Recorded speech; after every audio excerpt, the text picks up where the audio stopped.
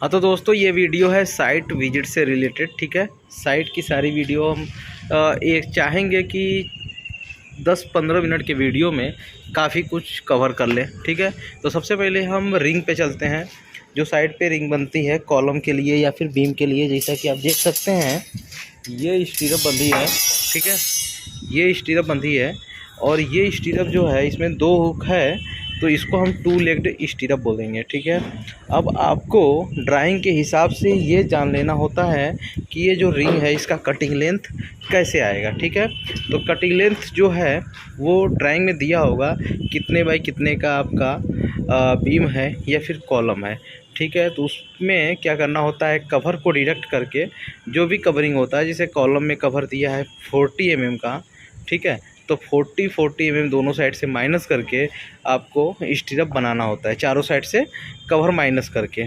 ठीक, और इसमें क्वेश्चन ये आ जाता है कि ये रिंग जो है ये 2 लेग्ड रिंग है कि 1 लेग्ड रिंग है कि कितने लेग्ड रिंग है। तो ये 2 लेग्ड रिंग है क्योंकि इसमें 2 हुक है। ठीक है, और इस हिसाब से आपको बीवीएस तैयार करना होता है कि हमारा कहीं भी वेस्टेज ना आए, कहीं से कट के कहीं यूज हो जाए, क्योंकि रिंग एक साइज़ की तो होती नहीं है, कई टाइप की कई साइज़ की होती है। तो उसी हिसाब से आपको कटिंग करना है, और जो कटने के बाद एक साइज़ का अलग से कोई भी स्टीरअप बचेगी जो लगने योग्य होगी, कम से कम 800 mm के आसपास अगर कट पीस बच रहा है तो वो कहीं ना कहीं रिंग में यूज हो जाएगा, तो उसको अलग से छटवा के रखना है। उसी हिसाब से आपको बीवीएस बनाना है।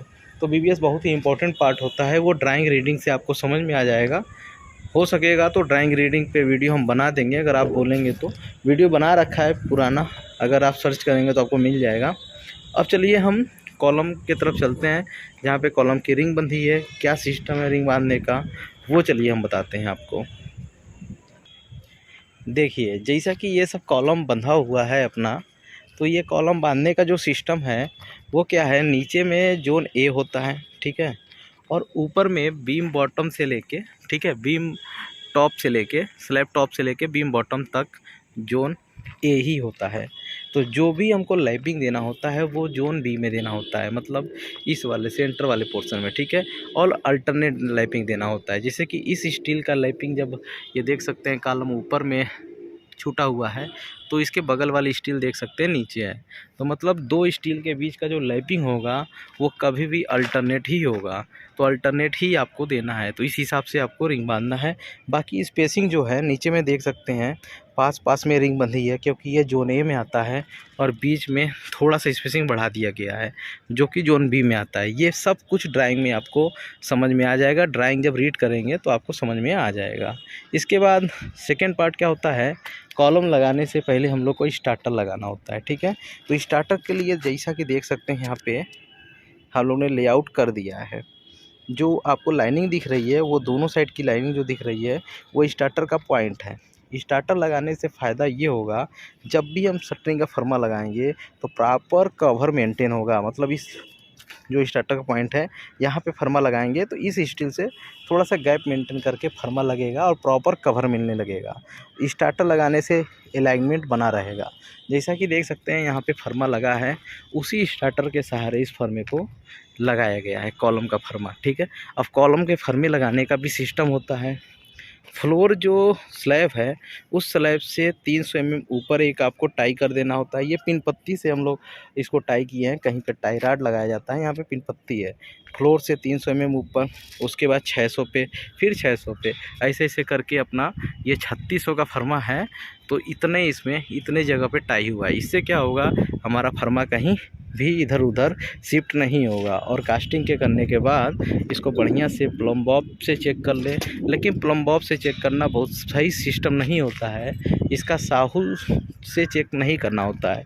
इसके लिए करिए क्या, आप चारों साइड से ऊपर से ही जो ऊपर की सरिया है वहाँ से चारों तरफ से धागा लटका दीजिए नीचे में, और ऊपर में टेप से मेजर कर लीजिए, बीच में मेजर कर लीजिए और नीचे मेजर कर लीजिए। तो उससे आपका जो कॉलम है बिल्कुल सीधा रहेगा, कहीं भी नहीं इधर उधर आउट होगा।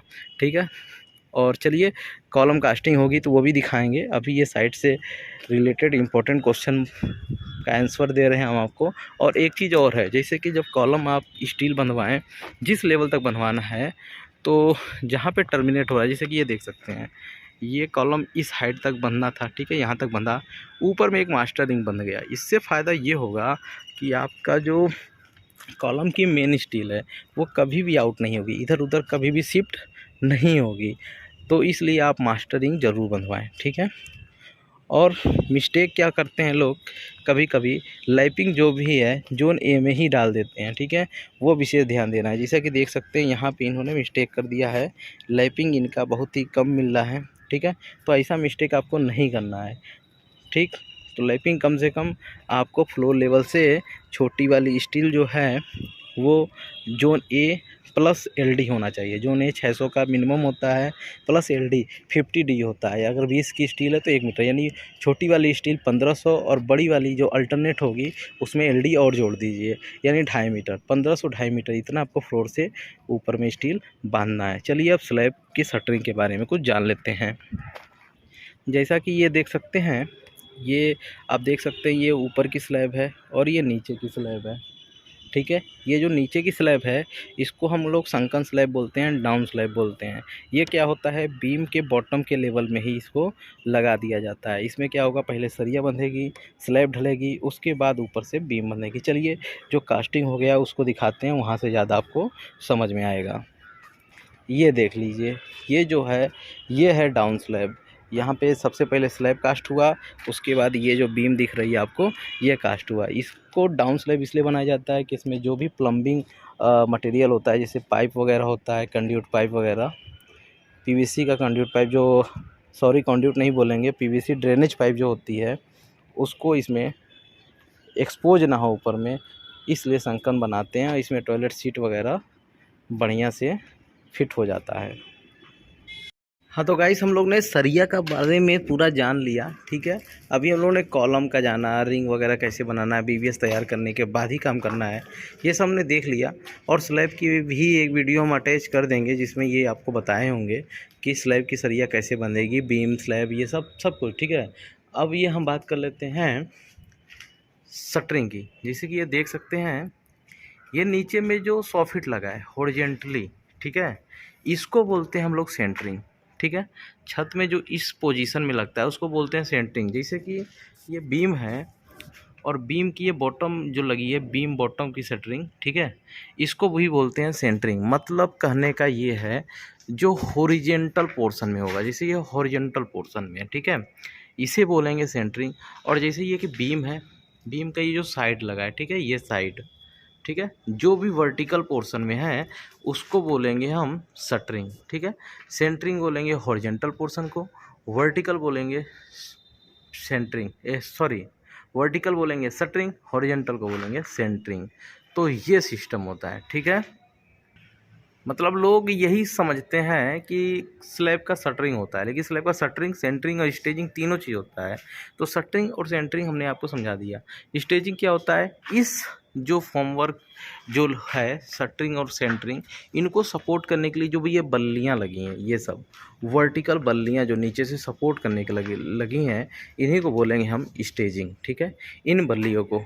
और ये बल्लियाँ जो हैं बीम के बॉटम में लगाना है, मिनिमम स्पेसिंग इनको 600 mm सेंटर होनी चाहिए, ठीक है। और जो स्लैब के नीचे लगेगा वो भी 600 mm सेंटर होना चाहिए, ठीक है। तो ये हो गया शटरिंग, सेंटरिंग, स्टेजिंग के बारे में, ठीक। अब चलिए जीने के शटरिंग के बारे में कुछ जान लेते हैं। जैसा कि देख सकते हैं ये जीने का वेस्ट स्लैब कास्ट हुआ है। इसका क्या सिस्टम है कास्टिंग का, वो हम आपको समझाते हैं, समझाने की कोशिश करते हैं। वो सिस्टम क्या है वो देख सकते हैं। ये जो स्लोप बना है आपका, ये स्लोप बनने का तरीका क्या है वो हम बता रहे हैं। जैसे कि ये अपना फ्लोर लेवल है, ठीक है, ये अपना फ्लोर लेवल है। फ्लोर लेवल से ये जो कास्टिंग हुई है इसका टॉप जो है वो है 1800, लेकिन हमको जो ये बीम देख सकते हैं, ये बीम जो लगी है इसमें, ये जो बीम दिख रही है आपको, ये बीम है 600 की। तो हमें कभी भी इस जब जीना करने जा रहे हैं तो उसके लैंडिंग वाला जो ये बीम है, ठीक है, इस बीम की थिकनेस को, इसको माइनस करने के बाद बीम बॉटम यहाँ पे लगाना है। जैसे कि देख सकते हैं ये बीम बॉटम लगी हुई है, तो हमें कॉलम कास्ट बस यहीं तक करना है। 600 बीम का डेप्थ माइनस करने के बाद उसके बाद साइड लगा के जैसे ही अब जैसे कि हमने 600 डाउन करके कॉलम कास्ट कर लिया, ठीक है। जो ये साइडा है वो साइडा भी लगेगा कितना, हमारा 1800 टॉप लेवल है, ठीक है। 1800 से 600 में माइनस हो गया टोटल, ठीक है। तो कितना बचा 1200। 1200 पे हमने बॉटम लग गया। जब इस साइड का साइड हम लोग लगाएंगे वो साइड हमको 600 का नहीं लगाना है, उसमें स्लैब का जो वेस्ट स्लैब, जैसे कि ये लैंडिंग जो स्लैब है इसका थिकनेस जो है 150 है, तो 150 माइनस करके इधर वाला साइड लगाएंगे और बाहर वाला तो 600 लगा लेंगे, यानी 450 का ये साइडा लगेगा। ये जो आपको बॉटम दिख रहा है यहाँ से यहाँ तक की जो हाइट होगी वो होगी आपकी 450। 450 ना होकर 440 ही होगी, क्योंकि 10 mm का ये प्लाई आ रहा है, तो 450 हो जाएगा और ये 150 कास्ट हो जाएगा। तो हमको इस स्लैब के नीचे से इसके टॉप तक 1800 मिलने लगेगा। और जब हमारा जो अब ड्राइंग में देख लेना है कि लैंडिंग की विड्थ कितनी है, तो उस कॉलम से लेके यहाँ तक की 2 मीटर है, ठीक है। तो यहाँ तक हमने प्लाई मार दी, ठीक है। और इसके बाद ये हमारा 0 लेवल है स्लैब, बस यहाँ से धागा पकड़ा और वहाँ पे धागा लगाया, प्लाई मार दी, तो यहाँ से हमारा ये स्लोप बन गया। तो इस तरह से हम लोग को जीने की शटरिंग करानी होती है। तो आई थिंक आपको शटरिंग जीने का भी समझ में आ गया होगा। ये वीडियो काफ़ी लंबी हो जाएगी अगर साइड की हम बताएं आपको तो। जैसे कि ये देख सकते हैं, ये कवर ब्लॉक है, इसका यूज आप जानते ही होंगे। स्लैब बीम कॉलम सब में लगता है रेनफोर्समेंट और शटरिंग के गैप को मेंटेन करने के लिए। बाकी मिलते हैं नेक्स्ट वीडियो में, कुछ और भी बताएंगे, साइड से रिलेटेड वीडियो लेके आएंगे। तो अभी ये पहले पार्ट के रूप में आप समझ लें, सेकेंड पार्ट हम लेके जल्दी आएंगे।